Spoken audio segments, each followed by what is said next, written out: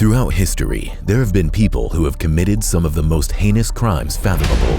For those crimes, they have been convicted and sentenced to death. Welcome to Death Row Executions, where we take a look into the lives of society's worst offenders. And now, your host, Air.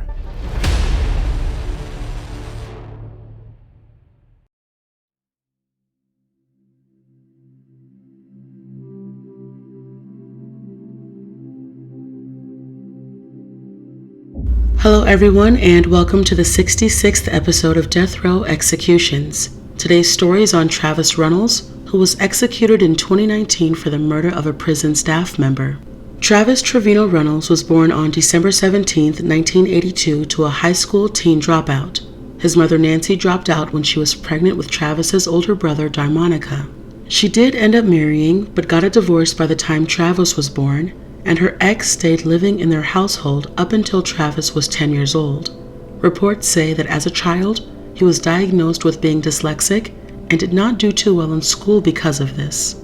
Despite his academic struggles, he was a happy kid who always made people around him laugh. He had a speech impediment growing up, and instead of talking a lot, he dove more into sports and collecting comics. Happy times grew dim as he continued to struggle in school and not get any support, acknowledgement, or help from his mother. Things started to spiral out of control for Travis, and he lost respect for his mother, started stealing from her to buy crack cocaine, and was addicted at a very young age.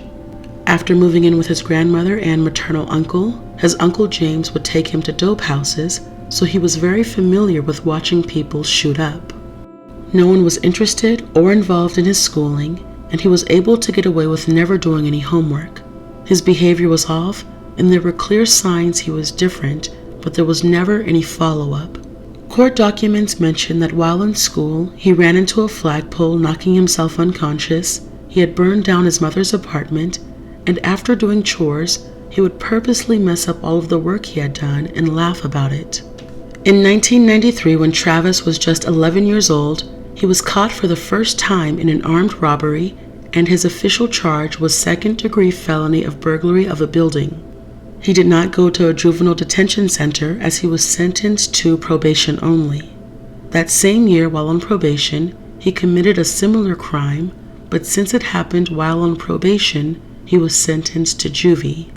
Juvie taught him nothing, and at the age of 13, still a juvenile, he was charged with another felony, and again at the age of 15 for aggravated robbery, and his sentence extended to another 70 years. Dallas County Juvenile Probation ended up giving Travis a psychological evaluation. He was diagnosed with conduct disorder, and many things he did growing up fit perfectly with the symptoms of conduct disorder. He was held at Clements Unit in Potter County, and while in prison, he continued to have issues with guards and fellow inmates. Now, 26 years old, he was miserable with his janitor duty assignment in the boot factory of the prison and took his anger out on others. He got write-ups for hitting a guard in the jaw, throwing his pee on a guard, throwing a light bulb at a guard, and for throwing his feces at a guard. These were all separate incidents, but surprisingly, he still had loyal friends in prison because some inmates gave statements for him on appeals saying he wasn't known to get into any trouble or lash out violently. He requested a transfer to be a barber in the prison instead, but his request was denied. After getting the bad news, he confided in an inmate by the name of Bud Williams and told him that he would kill someone. According to his appeal documents, he went even further and told Bud that he would kill his supervisor, 38-year-old Stanley Wiley, if he even spoke a word to him the next day. He then spoke with another inmate by the name of William Gilchrist, and he said that Travis told him he would hold the boot factory hostage if the inmates were left alone. The next day at around 7 o'clock in the morning, he was on time for work at the boot factory, and he told fellow inmate Philip Yao that he was about to do something.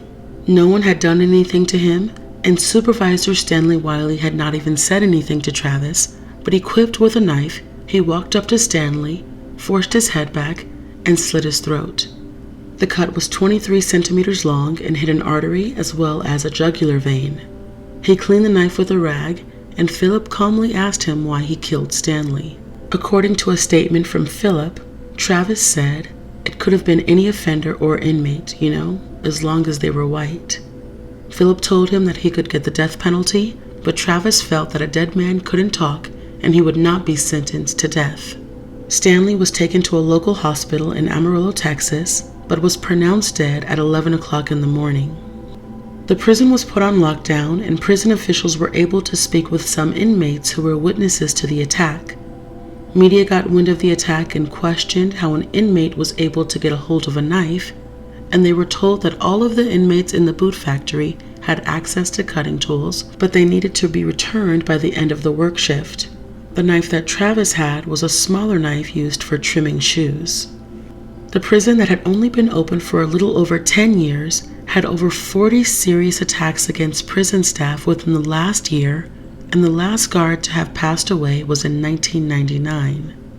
In an attempt to avoid the death penalty and get a lesser sentence, Travis chose to plead guilty. When trial began, the judge tried to explain to him that because of who he killed, his case was automatically considered for the death penalty. Pleading guilty would not help him in any way, and instead, it would further incriminate him and give the jury more of a reason to agree on the sentence of death. "Mr. Runnels, you have entered a plea of guilty to the offense charged in the indictment before this jury. Several things come into play at this point that I need to visit with you about. First of all, because this is a case in which the state has indicted it's seeking the death penalty, it's not a situation where any jury trial can ever be waived. You understand that?" "Yes, sir."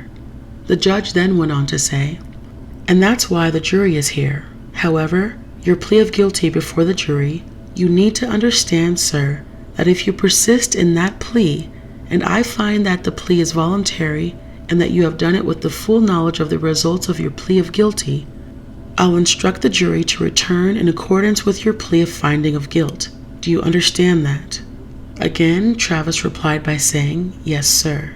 That instruction will preclude them from even having the opportunity to consider whether the state has met its burden of proof.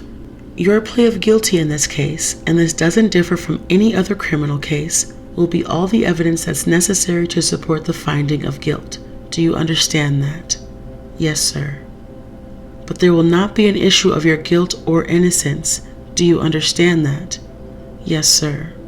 "You understand that you still maintain all the rights and privileges that you enjoy under the Constitution and laws of the state of Texas and of the United States, but with regard to the jury being able to consider guilt-innocent stage of this trial, that will not be one of them. You still have the right against self-incrimination, You're not going to have to testify in this case.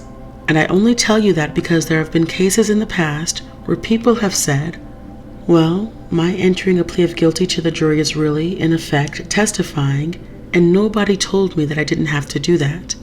And our Court of Criminal Appeals has said, no, that's not the case. But under Texas law and the United States constitutional law, but I'm telling you that just to give you a heads up on that, all right? And you're still going to be able to, call witnesses of your own, cross-examine witnesses, have all of the witnesses testify in front of you. Nothing is going to change in this trial with regard to all of your rights, other than the ability of the jury to require the state and your ability to require the state to prove their case beyond a reasonable doubt with regard to your guilt or innocence.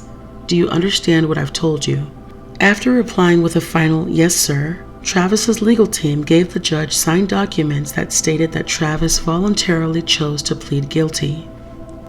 Travis was ultimately found guilty and sentenced to death, but during one of his appeals, he argued that the judge confused him by saying he would be able to bring forth witnesses. He thought the purpose of the witnesses would help him get a lesser sentence, but they read the transcripts word for word when the judge explained his guilty plea, so they denied his appeal.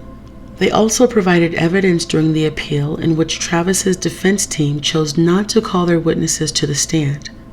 The judge had even sworn in all of the witnesses, but the attorney said, "Your Honor, for the record, we will invoke the rule. Our witnesses are under subpoena for the 31st, and they will be instructed as to the rule." The record reflects that the appellant did not object to the trial court's remarks. Indeed, defense counsel noted that he had witnesses under subpoena, However, when the state rested, defense counsel chose not to call any witnesses. During trial, a prison investigator testified that if Travis received life in prison, he would be placed back in general population and would most likely continue to hurt other inmates and guards. During an appeal, Travis's defense team stated that the investigator had provided false evidence before, which led to 2 inmates' death sentences being overturned to life in prison, but Travis's fate was not the same. December 11, 2019 was Travis's execution day, and he was 46 years old. At 7 o'clock that evening, the U.S. Supreme Court denied his final appeal for a stay of execution, and 4 minutes later, he was given 1 dose of pentobarbital. He had 3 witnesses in support of him watching the execution, and the victim's sister and brother-in-law were also witnesses to the execution. Travis declined to give any last words, but seconds before he fell unconscious, he let out a woof woof, and he was pronounced dead at 7:26 p.m.